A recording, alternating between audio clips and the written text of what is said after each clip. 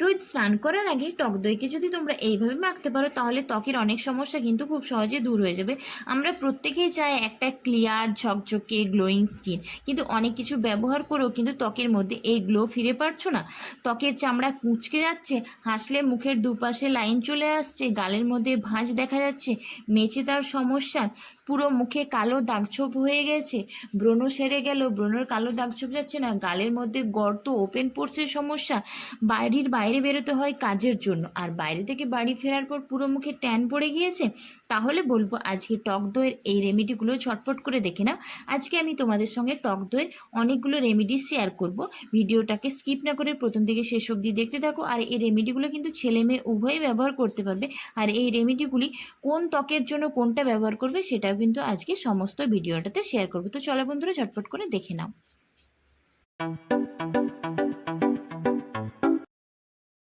প্রথম রেমেডির জন্য আমি নিচ্ছি এখানে 1 চামচ মতো টক দই। এরপর আমি এর সঙ্গে মেশাবো অল্প পরিমাণ বেসন। এই রেমেডিটা তাদের জন্য খুবই উপকারী যাদের ত্বক প্রচণ্ড পরিমাণে অয়েলি, যাদের মুখের মধ্যে ব্রণর সমস্যা রয়েছে, কালো দাগছোপ হয়ে গেছে, সানট্যান পড়ে গিয়েছে, তাদের জন্য এই রেমেডিটা খুব উপকারী। ছেলে মেয়ে উভয়ই ব্যবহার করতে পারে। টক দই আমাদের ত্বকের মধ্যে থাকা যে কোনো ধরনের কালো দাগছোপকে খুব সহজে দূর করে দেয়, আর বেসন আমাদের ত্বককে কিন্তু খুব ভালোভাবে ক্লিন করতে সাহায্য করে। দ্বিতীয় রেমেডির জন্য আমি নিচ্ছি এখানে 1 চামচ মতো টক দই, আর তার সঙ্গে আমি মেশাবো এখানে নারকেল তেল।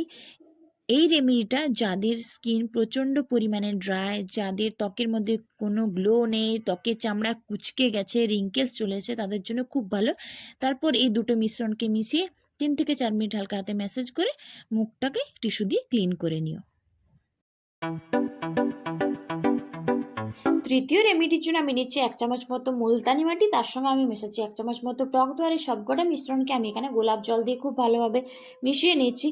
এই রেমেডিটা তোমরা তৈলাক্ত ত্বকের জন্য ব্যবহার করতে পারো, যাদের স্কিন প্রচণ্ড পরিমাণে ড্রাই তারাও কিন্তু ব্যবহার করতে পারো। মুলতানি মাটি আমাদের ত্বকের মধ্যে ব্রণের সমস্যা, অয়েলি স্কিনের সমস্যাকে খুব সহজে দূর করে দেয়।